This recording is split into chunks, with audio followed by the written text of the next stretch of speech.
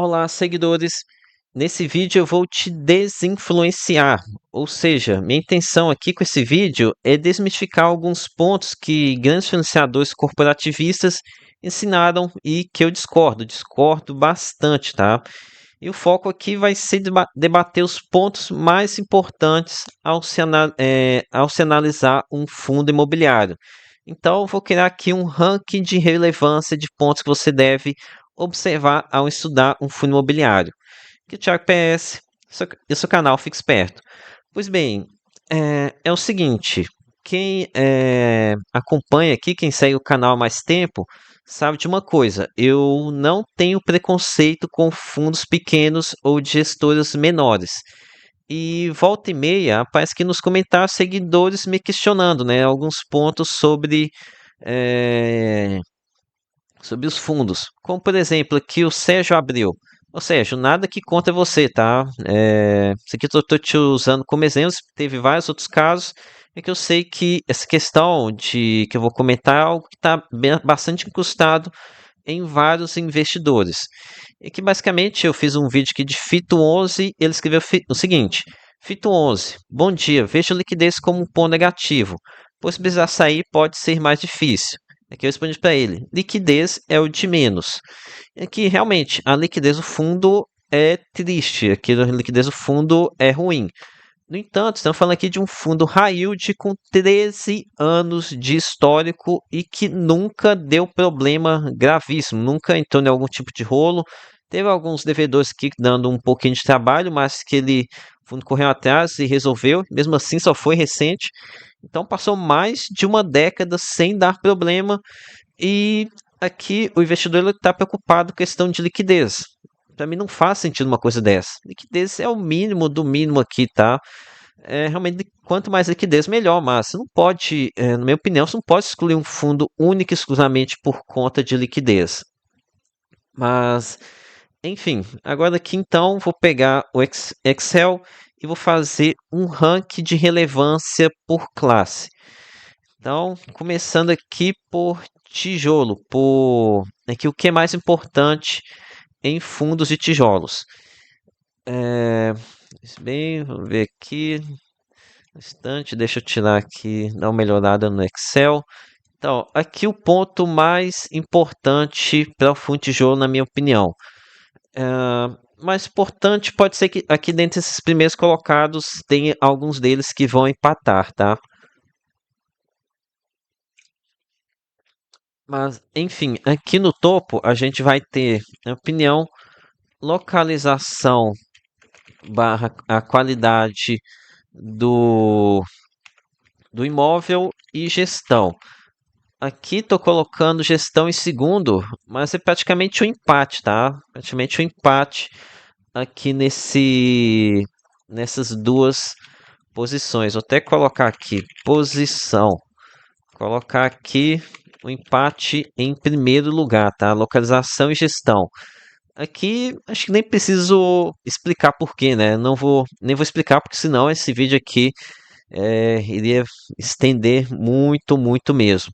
Mas enfim, o básico do básico, você ter um fundo de tijolo com bons imóveis, com boa localização e com uma gestora que não esteja fazendo pataquada, né? Por exemplo, aqui a gente tem HSML, um fundo que tem shoppings excelentes, mas uma gestão que faz um monte de rolo, deixa o fundo complicado, acaba que meio que dá uma estragada no fundo. Ok. Agora colocando aqui em segundo, como segundo colocado. Vamos colocar aqui dividend yield. Aqui sim, o rendimento. Não vamos ser hipócritas aqui, tá? Aqui quem investe no imobiliário é um rentista e dividend yield é importante sim. O influenciador aqui que fala que rendimento não é importante, tá errado, tá? Tá errado. Rendimento é importante sim.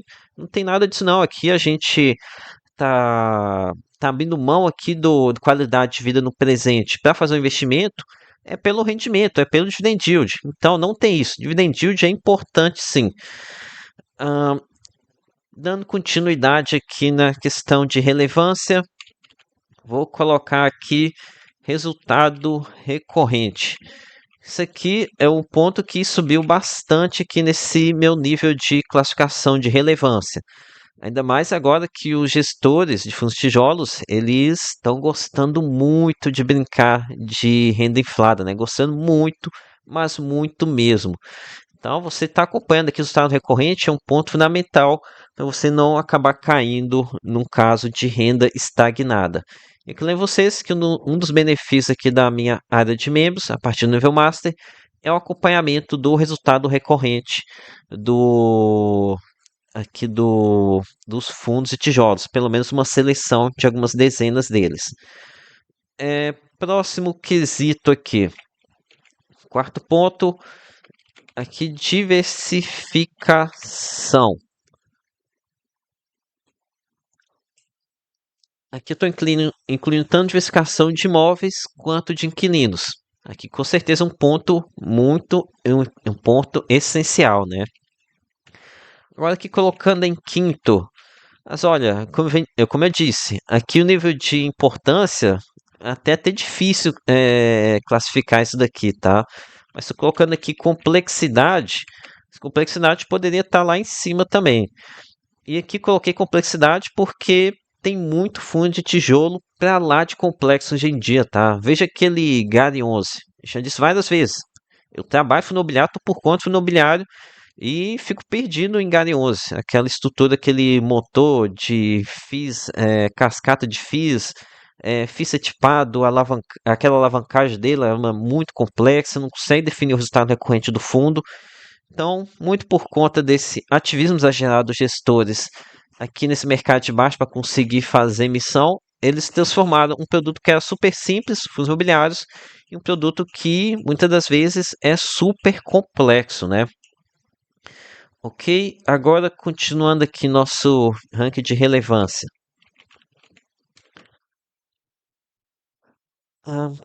Próximo aqui, ativismo, ou seja, o gestor destravar valor, correr atrás aqui de fazer uma alocação, fazer um desenvolvimento. Isso aqui para mim é muito importante, tá? Porque a gente está pagando caro aqui para um gestor e o cara aqui ele tem que trabalhar, né? Tem muito gestor aqui que basicamente compra imóvel, fica gerenciando ali o aluguel e depois fica pensando na próxima emissão. E tem até mesmo alguns gestores, como a Pátria em LVB 11, que é um caso de folga enorme, né? É muito folgado. Basicamente estão contratando aqui outra empresa para fazer a locação dos imóveis e o cotista pagando. Que é basicamente um terceiro fazendo o trabalho de gestor e o gestor passando a conta para os cotistas pagarem. Continuando aqui agora, sétimo ponto, tipologia dos contratos. Aqui analisar se é contrato típico ou atípico. Lembrando que eu sou contra contrato atípico. Se você gosta de contrato atípico, muito provavelmente você está começando a investir há pouco tempo. Com o tempo você vai perceber que bons imóveis, bons fundos não dependem de contrato atípico. Contrato atípico é muleta. Um imóvel bom não precisa de contrato atípico. Ok? Aqui é um ponto que exige um pouco mais de maturidade, tá? Com o tempo, vocês vão perceber que contrato típico é melhor, tá? Contrato ativo mascara muita coisa. Ok, oitavo ponto. Vou colocar aqui alavancagem. Aqui esse é um ponto que deve gerar bastante polêmica. Muita gente, a gente vai colocar ele aqui lá em cima, terceiro ponto aqui. Mas, como venho falando há vários vídeos, algumas gestoras e fundos de lajes corporativos traumatizaram os investidores. A alavancagem não é esse bicho papão. Tivemos vários casos aí que acabaram dando ruim, como o RECT 11, XPPR 11, a HOFC 11, deram ruim, muito ruim mesmo. Mas aqui foi uma questão de combinação de imóveis ruins com alavancagem elevada. Mas se alavancar, na maioria das vezes, não vai criar um efeito destrutivo como nesses casos, tá? Aqui foi muito mais problema da classe de ativo do que da alavancagem em si. Ok? Agora aqui, Vamos para os pontos que os grandes influenciadores adoram falar que é para você prestar atenção. PL, patrimônio, eita, PL, patrimônio líquido. E, enfim, aqui vocês podem perceber, né, que é o trio aqui dos grandes influenciadores. PL, liquidez e gestora renomada. Esse aqui é o trio do corporativismo dos grandes influenciadores. Eles só querem te dar uma. Eles tentam fazer você ter uma atenção enorme aqui para esses três pontos, tá? A intenção deles é que você compre fundo das gestoras queridinhas, né? Da Vinci, da Valora, da Pátria. Como eu disse, tem muito. Esses grandes influenciadores são muito corporativistas, tá? Muito corporativista mesmo. Você vê muito influenciador aí, você sabe o que estou falando, que a gente está percebendo aí, vários investidores estão percebendo que tem coisa errada acontecendo nos fundos imobiliários. O nível de complexidade, o nível de algumas atitudes dos gestores de ancoragem, benefício próprio, tem coisa errada acontecendo sim com o fundo imobiliário, mas tem muito influenciador aí que está de biquinho calado, né? Que finge como se tivesse nada acontecendo, que gestores fossem aqui uns santos. Mas enfim, isso aí é por conta do corporativismo. Então, isso aqui para mim fica lá atrás, tá? Isso aqui, gestora renomada, até que não, né? Mas TST aqui, mas coloquei aqui também que os influenciadores enfatizam demais a questão de ter uma gestora famosinha. Agora aqui, em último lugar, a questão do PVP. Esse aqui é o maior erro que tem, tá? Um dos maiores erros que tem o investidor aqui em Fundo de Tijolo ficar com uma neura aqui com o PVP, uma coisa que pode mudar de uma hora para outra aqui com a questão de queda de juros, o investidor deixar de investir por conta disso, algo que é avaliado apenas uma vez no ano, então pode estar extremamente defasada e o investidor aqui quebrando a cabeça por conta de PVP. Ok, então agora aqui, de forma bem breve, um exemplo aqui de, por exemplo, FATN11. FATN11 aqui é um fundo localização excelente, gestão excelente, apesar de não ser uma gestora renomada, então não passaria aqui no crivo dos grandes influenciadores. Yield, excelente. Resultado recorrente, excelente. Diversificação, nem se fala, mais de 100 inquilinos. Tem de complexidade, na minha opinião, baixo. Muito ativismo, 100% contratos típicos. Alavancar sob controle, mas aqui, somente lá atrás ele perdia no tamanho do fundo, né? Antigamente, antes de várias compras, estava na casa dos 300 milhões, aqui desse também deixava a desejar. Então acabaria falhando aqui. Então, aqui um fundo com vários pontos positivos, mas na cabeça dos influenciadores não seria uma boa opção por ser um PL pequeno, baixa liquidez e não ser uma gestora renomada. Ok, agora aqui vamos para a hierarquia de importância nos fundos de papel. Mas aqui já peço o seu like e inscrição, tá? Deu um trabalhinho fazer esse vídeo.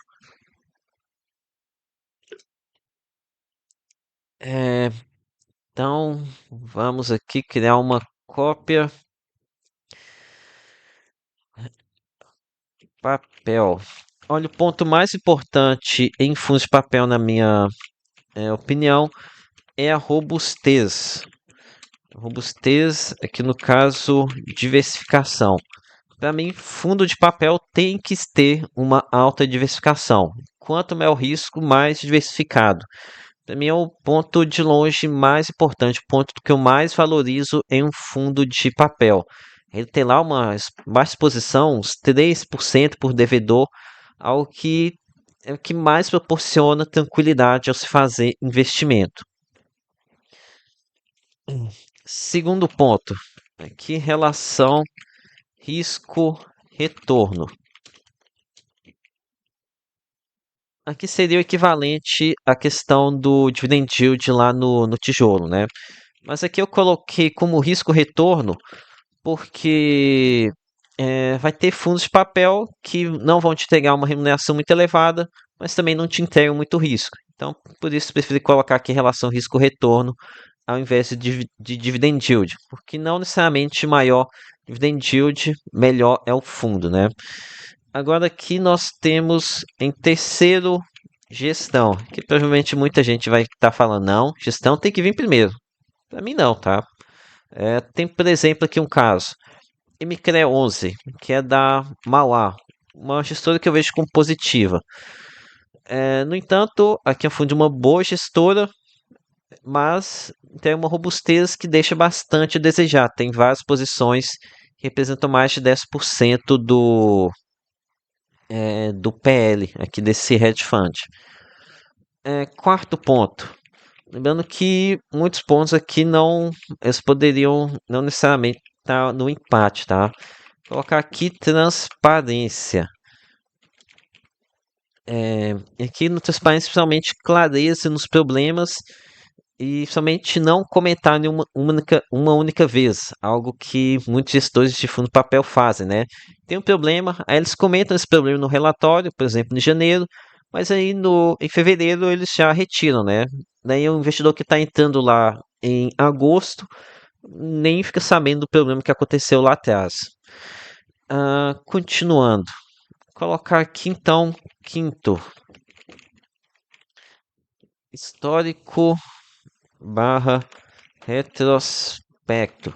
Aqui também nem preciso explicar, dar mais detalhes, né? O histórico aqui, por exemplo, aquele caso lá que eu dei, Fito 11. 13 anos no mercado com ativos high yield e nunca deu um problema gravíssimo. Então, esse aqui com certeza é um ponto que leva muito relevante para mim. Aqui em sexto vou colocar garantias, mas olha, esses três aqui, eu poderia até falar aqui de um empate aqui em quarto lugar, tá? Realmente todos muito importantes mesmo. Tem ativos com boas garantias. Agora aqui colocando em quinto, papel puro sangue, ou seja, não ficar investindo em outros fundos imobiliários. Isso aqui é uma mania chata de alguns gestores, né? Você está aqui comprando um fundo de crédito pelo comprar CRI e está lá enfiando fundo de papel, até mesmo fundo de tijolo, aqui algo que não tem nada a ver. Continuando, aqui em sexto lugar, colocar PVP. PVP aqui em fundo de tijolo é mais importante, né? O PVP ele é atualizado mensalmente, tem alguns casos aí até de forma diária, como os da Quinea. Aqui realmente no fundo de tijolo, o PVP em papel tem uma importância maior sim. Mas ainda, de qualquer forma, tem outros pontos mais importantes. Agora aqui, em sétimo, oitavo e nono, vou colocar aquele trio aqui dos grandes influenciadores, né? O PL, liquidez, gestora renomada. E que é a mesma coisa lá que eu expliquei no fundo tijolo. E aqui, como exemplo, vou dar para vocês RIF 11, o FINFA da Parames. Aqui um fundo com uma robustez enorme, enorme, enorme mesmo. Aqui um fundo onde a maior exposição acho que tem 4 ou 5%, e mesmo assim cai bastante, bem rapidamente aqui. Só tem 4,49 aqui na Equatorial. Equatorial, empresa de estado em bolsa com excelente nível de risco. Depois aqui cai para 3,68. E assim vai, exposição bem baixinha. Aqui, por exemplo, o fundo tinha exposição a Raizen. Raizen está em recuperação extrajudicial, deu ruim, né? Mas como é uma posição muito pequena, os investidores nem sentiram, tá? Nem sentiram mesmo. Em relação ao risco-retorno, excelente. Essa robustez entrega aqui um risco, na minha opinião, baixo. E um retorno bem elevado, aqui na casa do 1,20% ao mês, ou até mesmo mais. A Parames, gestão. Pode não ser brilhante, mas uma gestão ok. Transparência também não é coisa linda, maravilhosa. História retrospecto, positivo.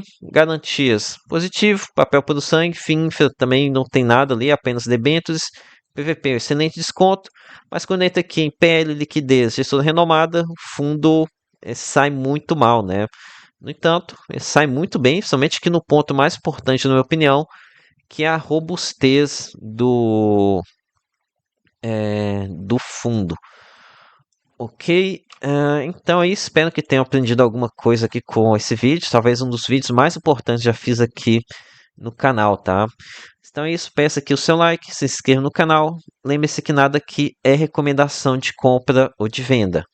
Até a próxima.